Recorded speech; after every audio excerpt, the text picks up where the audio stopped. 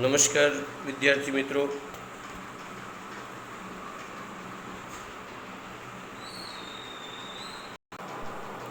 सिद्धि हिंदी विद्यालय और सिद्धि English school की यूट्यूब चैनल में मैं हर्षद जानी कक्षा 11वीं के विद्यार्थियों का अर्थशास्त्र विषय में पुनः हार्दिक स्वागत करता हूँ। यदि वीडियो आप लोगों को पसंद आए तो इसको लाइक, सब्सक्राइब और शेयर करना ना भूलें। विषय की शुरुआत करूँ उससे पहले सुंदर सा एक सुविचार कि हमें ऐसी शिक्षा चाहिए कि जिससे चरित्र का निर्माण हो, मन की शक्ति बढ़े और बुद्धि का विकास हो और मनुष्य अपने पैरों पर खड़ा हो सके। इसी विचार के साथ हम 1 मिनट की प्रार्थना भी कर लेते हैं।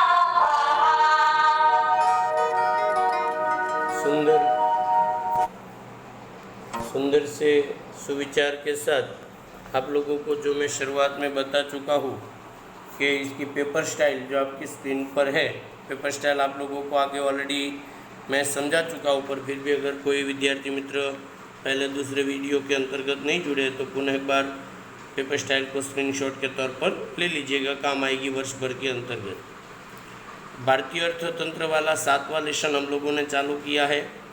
भारतीय अर्थतंत्र के अंतर्गत स्वतंत्रता के पूर्व प्राचीन भारत की जो थी औद्योगिक स्थिति पेज नंबर 77 पर वो हम लोगों ने देख ली थी। अब हम लोग चालू करें स्वतंत्रता पूर्व भारतीय अर्थतंत्र। जहाँ सवाल आएंगे, जहाँ मुद्दे पड़ेंगे वहाँ पर मैं आप लोगों को बताता जाऊँगा, पर फिर भी पेन पेंसिल आप लोग अपने हाथ में रखिएगा कि अंग्रेज जब भारत में आए थे तब भारतीय उद्योग, कृषि और व्यापार उन्नत अवस्था में थे और भारत का नाम विश्व के अंदर प्रसिद्ध था। सूती कपड़ा, मलमल का कपड़ा, पीतल, तांबा के बर्तन, गर्म कपड़े, काली मिर्च, मसाले, तेजपत्ता, लोहे के औजार वगैरह की विश्व के बाज़ारों में मांग थी और भारत ग्रामीण क्षेत्र में सुखी और संपन्न जीवन जी रहा था, अर्थात भारत स्वावलंबी था। गृह उद्योग और छोटे पैमाने के उद्योगों का व्यवस्थित विकास हुआ था और भारत के व्यापार में निर्यात की प्रधानता थी। यह भारत का एक स्वर्ण काल था। मतलब प्राचीन भारत जो था, स्वतंत्रता के पूर्व का जो भारत था, वो इतना अद्भुत भारत था, इतना सुखी भारत था कि अलग अलग विदेशी प्रजा का भी भारत के प्रति आकर्षण रहा और व्यापार का केंद्र होने की वजह से भारत के अंतर्गत बहुत सारी प्रजाएं मतलब आई। भारत में आई हुई विदेशी प्रजाओं में सर तो के फ्रांसीसी, डच, पुर्तगाली, अंग्रेज वगैरह शुरुआत में उन्होंने केवल बाजार में अपना ध्यान केंद्रित किया, परंतु कुछ समय बीतने के बाद विदेशी प्रजाओं के बीच घर्षण बढ़ता गया और उनकी अपनी ताकत और शक्ति का प्रदर्शन उन्होंने सेना का उपयोग किया। अंग्रेजी सेना अधिक सशक्त होने के कारण इंग्लैंड का उनको राजनीतिक समर्थन मिला और धीरे धीरे भारत पर सत्ता स्थापित करने के लिए उनके प्रयास सफल हुए और 1757 से लेकर 1946 तक भारत में ब्रिटिश शासन, अंग्रेजों का शासन स्थापित हो गया। अंग्रेजों के शासनकाल के अंतर्गत भारत में जो कुछ भी हुआ उनके बारे में मैं पढ़ूँ तो पहला रेलवे। अब 2 अंकों में अगर आप लोग 5 अंकों का ये सवाल बनाते होते स्वतंत्रता पूर्व भारतीय अर्थतंत्र, तो उसमें पहला मुद्दा रहेगा रेलवे। क्या है सर रेलवे? तो कि ब्रिटिश शासन दौरान भारत को रेलवे का लाभ प्राप्त हुआ। हालांकि लाभ केवल उनका था, भारत का नहीं। भारत के परिवहन को तेज और मजबूत बनाने में रेलवे की महत्वपूर्ण भूमिका रही, जिसकी शुरुआत, रेलवे की शुरुआत अंडरलाइन कर लीजिएगा, आप लोगों की स्क्रीन पर ऑलरेडी है, फिर भी एक बार टिक ले लीजिएगा ताकि आपको पता चले कि भारत में रेलवे की जो शुरुआत है वो कब हुई। तो कि 16 अप्रैल 1853 में भारत में रेलवे की शुरुआत हुई। और वो कहाँ से कहाँ तक थी? तो कि बोरीबंदर, उस समय जो CST थी, अर्थात मुंबई और थाना के बीच के अंतर्गत भारत में पहली रेलवे जो थी वो शुरू हुई, ऐसा माना जाता है। और तीसरा मुद्दा कि उसका समय या तो वर्तमान में जो उसकी लंबाई है 1946 तक आते आते उनकी जो लंबाई है वो कितनी हो गई? 53,000 किलोमीटर की लंबाई थी और 68 लाख यात्रियों को उसका लाभ प्राप्त हुआ। मतलब 4 मुद्दे रेलवे में बने। एक, मजबूत परिवहन का माध्यम, 16 अप्रैल 1853 में शुरुआत मुंबई से थाना के बीच में चालू की गई। उसकी लंबाई 1946 में 53,000 किलोमीटर और 68 लाख यात्रियों को उसका लाभ प्राप्त हो रहा है। आगे उसी क्रम में दूसरा है सड़क परिवहन। उसके अंदर भी मुद्दे अगर आप बनाते हो तो 1855 में भारत में PWD, सार्वजनिक निर्माण विभाग, PWD की स्थापना कब हुई? तो कि 1855 में उसकी स्थापना हुई।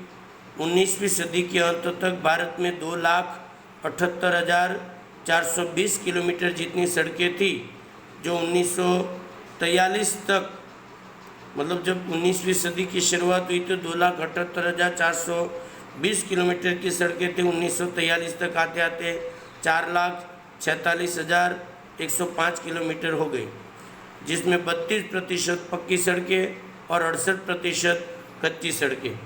उसके बाद बैंक का मुद्दा, उसमें मुद्दे बनाओ तो 1770 में निजी बैंक की शुरुआत हुई, अर्थात भारत में निजी बैंकों की शुरुआत 1770 में हुई। 1946 तक आते आते छोटी बड़ी बैंकों की अगर संख्या गिनो तो भारत में 700 से भी अधिक बैंकें स्थापित हो गई।